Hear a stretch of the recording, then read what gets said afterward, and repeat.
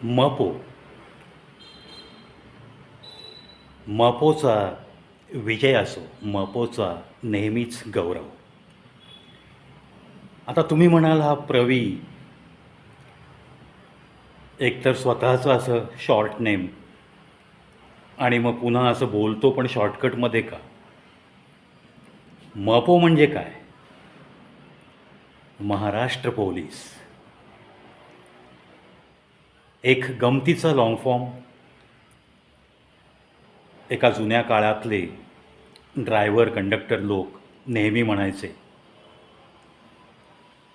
ते युनिफॉर्ममध्ये असले की त्यांच्या खांद्यावर तुम्ही आम्ही आजही पाहतो रा प म असा शॉर्ट फॉर्म लिहिलेला असतो. सहज शाळेत असताना मी एका ड्रायव्हर काकांना विचारलं होतं की काय हो नक्की याचा काय लॉंग फॉर्म. 4थी-5वीतलं वय. त्यांनी हसत सांगितलं रानात पडा आणि मरा. ॲक्च्युली राज्य परिवहन महामंडळ. सहज मपोवरनं आठवलं म्हणून किस्सा तुमच्या मनापर्यंत. मपो यांचा मी आत्ता गौरव का करतो की मला एक गोष्ट त्यांनी जाहीर केली आहे पब्लिकसाठी एका पत्रकाद्वारे, ती मला आवडली. त्या सारांश त्या पत्रकाचा थोडाफार तुमच्या मनापर्यंत, कारण सोशल अवेअरनेस या कॅटेगरीमध्ये मला असं वाटतं की ही माहिती खूप महत्त्वाची आहे. हा व्हिडिओ त्यामुळं जास्तीत जास्त लोकांनी पाहावा याच विनंतीसह पुन्हा एकदा महाराष्ट्र पोलीसचं लाख लाख अभिनंदन करून तुमच्या मनापर्यंत तो सारांश पोहोचवतो. पहा मित्रांनो, आपण या पृथ्वीवर जन्माला येतो, त्याच्यासाठी 9 महिने वाट पाहतो. बरोबर आहे ना? अगदी बरोबर. कोणी कुठे जन्म घ्यायचा हे कोणाच्याही हातात नाही. जन्मतःच त्याचा कोणता धर्म असावा, जात असावी, यामध्ये त्याला स्वतःला काहीही चॉईस नाही. अगदी बरोबर. आणि थांबावं तर लागतंच. 9 महिने जन्म घेण्यासाठी आपण वाट बघतो. त्या आईच्या पोटामध्ये छानपैकी सुरक्षितरित्या आपण आतमध्ये असतो. त्यानंतर मग आपण बाहेर येतो. आपल्या मातेला अपत्य जन्माला आलं याच्यामधला खूप मोठा आनंद आपल्यामुळे मिळालेला असतो. आणि मग आयुष्य सुरू होतं. बाळ रांगू लागलं. तो आनंद कुटुंबियांना खूप खूप मोठा वाटतो. प्रत्येकजण तुम्हाला कडेवर घेण्यासाठी उत्सुक असतो. तुमच्या बाललीला पाहण्यात घरातले आजी आजोबा आई वडील रमवून जातात. मग तुम्ही उभं राहावं, थोडंसं आधार घेऊन उभं राहावं, याच्यासाठी त्यांचं मन आसुसलेलं असतं. आपणसुद्धा वाट बघतो थोडासा आधार घेऊन उभं राहायला. साधारण 8-9 महिने पुन्हा आपण वाट पाहतो. 1.5 वर्षामध्ये आपण हळूहळू आधाराविना चालायला लागतो. मस्त दुडूदुडू धावायला लागतो.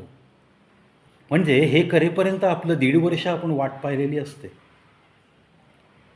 नंतर मग शाळा होते, 10वी होता, कॉलेज होतं, 11वी 12वी. वय वर्ष 18 पूर्ण झालं की बरेचसे अधिकार मिळतात. गाडीचं लायसन काढायला मिळतं, मतदानाचा अधिकार मिळतो. याच्यासाठी सुद्धा आपण 18 वर्ष वाट पाहिलेली असते. अशी ही वाट पाहण्याची सवय मग 24-25व्या वर्षी शिक्षण पूर्ण होऊन नोकरी लागेपर्यंत आपण वाट पाहतो. मग आजकालच्या दिवसात 29-30 लग्नासाठी पण आपण नोकरी लागल्यावर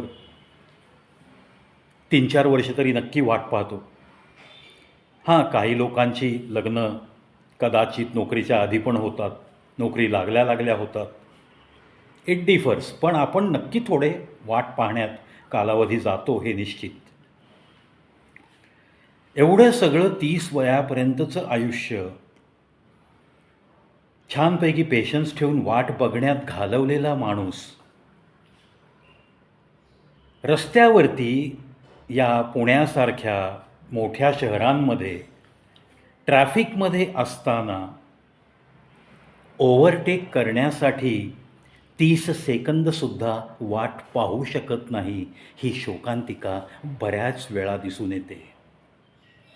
म्हणजे 30 वर्ष माणसाने फक्त वाट पाहण्यात घालवलेली असूनसुद्धा तो ट्रॅफिकमधनं रॉंग साईडनी ओव्हरटेक करण्यामध्ये आपण कसे पटाईत आहोत हे दाखवत आणि कितीही गर्दी असेल त्याच्यातनं मी वाट काढत कसा पुढे जातो, मी कसा तुम्ही थांबलेल्या सगळ्या वेड्या माणसांपेक्षा थोडा शहाणा आहे हे दाखवण्याचा प्रयत्न करतो. हे पाहिलं ना की खरंच विश्वास नाही वाटत की या माणसाने बाकी सगळ्या गोष्टी घडण्यासाठी 30 वर्ष वाट पाहिली होती. आणि मग अर्थातच अशी गडबड जे करतात त्यांना कुठे ना कुठे धडकावं लागतं, अपघात होतो.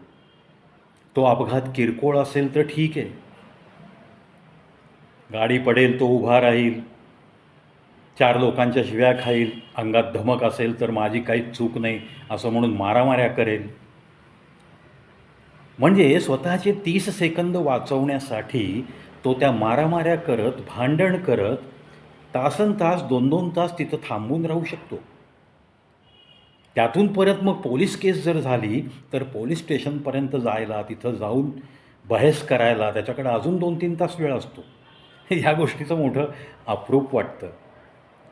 म्हणून महाराष्ट्र पोलिसने हे पत्रक काढलं आहे ते मला अत्यंत आवडलं की अरे थोडासा संयम जर बाळगलात ना, ओव्हरटेक करण्याची जर तुम्ही घाई केली नाहीत आणि जर तुम्ही 4 व्हीलरमध्ये असाल आणि विनाकारण जर ओव्हरटेक करत असाल, घाई करत असाल आणि जर तो सिंगल रोड असेल तर काय होईल हो?